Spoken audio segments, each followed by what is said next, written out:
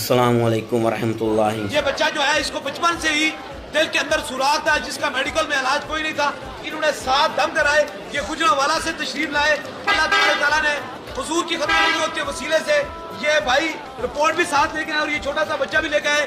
جب 7 دموں کے بعد چیک کرایا تو اس کا دل مکمل طور پہ ٹھیک تھا، دل میں کوئی سوراخ نہیں تھا، یہ بچہ بالکل صحت مند ہے۔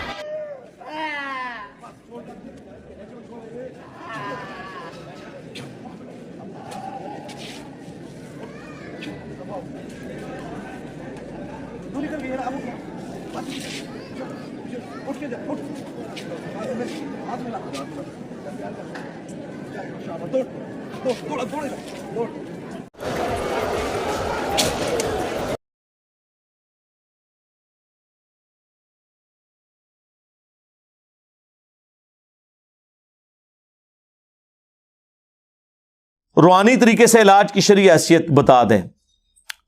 دیکھیں یہ جب وہ ایک آیا تھا وہ کردستانی جو بت بنا کے گیا پوری پاکستانی قوم کو، اس وقت میں نے جو 5 طریقہ علاج بتائے تھے وہ آپ میری ویڈیو تفصیل سے دیکھیں، اس میں ایک روحانی طریقہ علاج بھی تھا، لیکن روحانی طریقہ علاج بھی ان بیماریوں کے لیے، ہر بیماری کے لیے تو نہیں ہے۔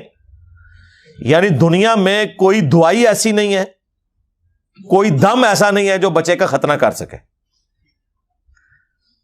ہاں آئے ہو نا داڑھ تھلے جی ہے روحانی بائی پاس، اور چھڑ دو بائی پاس ختنہ کر کے دسو جی نہ ہوئے نا تے چھوڑ دو۔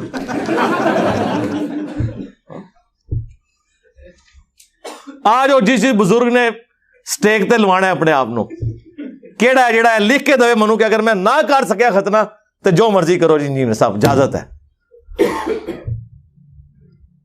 تو پتہ چل جائے گا۔ بھائی جو سرجری کام کرتی ہے وہ بعض اوقات ادویات سے نہیں ہو سکتا، وہ فزیکلی آپ کو علاج کرنا ہے۔ اس طریقے سے جھاڑ پھونک کا ایک علاج جو ہے وہ چند ایک چیزوں کے لیے ہے، جو اس کے ایکسپرٹس ہیں وہ کرتے ہیں۔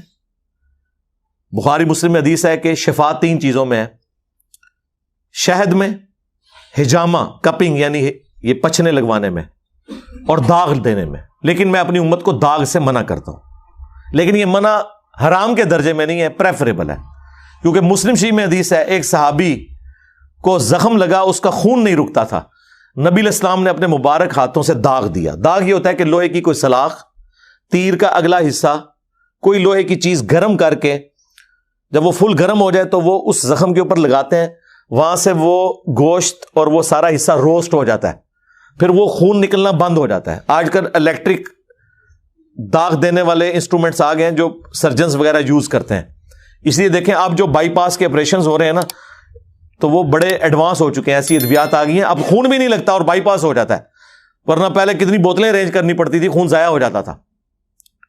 تو نبی علیہ السلام نے خود وہ طریقہ علاج استعمال کیا، آپ نے پھونک کیوں نہیں مار دی؟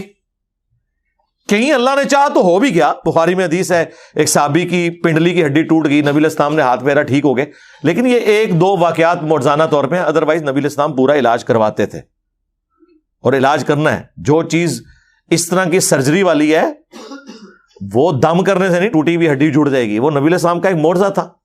اگر آپ کو اپنے بزرگوں پہ اعتماد ہے تو توڑوائیں اپنی ٹانگیں اور ٹائم قیامت تک جائے کروا کے دسو کسی کو سیدھا، اس طرح نہیں ہوتا میرے بھائی۔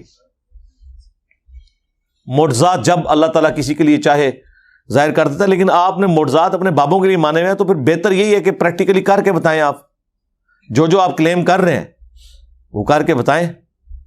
کہتے ہیں نا جی بزرگ جو ہیں وہ اگر جو ہے وہ کیمرہ اور سیٹلائٹ جو ہے وہ سارے بر اعظموں میں ایک کمرے میں بیٹھ کے دیکھ سکتا ہے تو اللہ کا ولی کیوں نہیں دیکھ سکتا؟ چھاڑ دو سرکار، کوئی مسئلہ نہیں ہے۔ اگر PIA کا پائلٹ جہاز اڑا سکتا ہے تو بزرگ کیوں نہیں اڑا سکتا؟ بٹھائیے سارے بزرگانوں اور کاکپٹ سے جو ہے پائلٹ کو کہیں گے جی آپ تو نکلے نا، یہ اڑا دے والے جی کیا مسئلہ تھی جا کے لینڈ کرنا ہے انہوں نے جتنے کرنا ہے۔ نہیں اگر یقین ہے تو کرے نا۔ کہتے ہیں نا روحانی علم تو جو ہے وہ اوپر ہے اس دنیاوی علم سے، اور اس دنیاوی علم کو یہ کر رہے ہوتے ہیں اللہ کے بندوں خدا کے لیے۔ نبی علیہ السلام نے جب مختلف بادشاہوں کے پاس خطوط لکھے ہیں تو ان زبانوں کے ایکسپرٹ بندے بلوائے ہیں, ان کی زبانوں میں لکھوائے ہیں. اس طرح نہیں ہوتا جس طرح آپ سمجھتے ہیں. دنیا بقدر ایفرٹ ہے. کبھی کبھار کوئی مرزانہ بات ہو جائے وہ الگ بات, وہ انبیاء کے ساتھ خاص ہے. باقی غیر انبیاء کے ساتھ نبی علیہ السلام کے مبارک دور میں بڑے عجیب و غریب قسم کے معجزات ہوئے ہیں, وہ بالکل درست ہے, وہ نبی کے معجزے ہیں. لیکن رسول اللہ کی وفات کے بعد جو کچھ ہے وہ دعا کی حد تک کہ اللہ تعالیٰ چاہے تو کر دے, اللہ تعالیٰ چاہے تو نہ کرے. بارش کی دعا کی ہو گئی, ٹھیک ہے, سمجھ آتی ہے بات کی. اس طرح کے معاملات ہو سکتے ہیں. جو اللہ کے فزیکل فینومینا آف نیچر ہیں ان میں اللہ تبارک و تعالیٰ کسی کی دعا قبول کر لیتا ہے. لیکن کبھی ایسا نہیں ہوا کہ جی کسی صحابی کی آنکھ نکل گئی ہے, دوسرے نے پھونک ماری ہے تو اس کی نظر واپس آ گئی, نہ. کسی کی ہڈی ٹوٹی ہے تو یہ جنگ قادسیہ اور یرموک میں صحابہ کرام کو جو زخم لگتے تھے تو ایک دوسرے کو سورہ فاتحہ پڑھ کے پھونکتے تھے, وہ زخم ٹھیک ہو جاتا تھا. خدا کے لیے یار اس طرح نہیں معاملات ہوتے. دنیا کو اللہ نے بقدر ایفرٹ چھوڑا ہوا ہے. ایسی مزید ویڈیو دیکھنے کے لیے ہمارے YouTube چینل کو سبسکرائب کریں.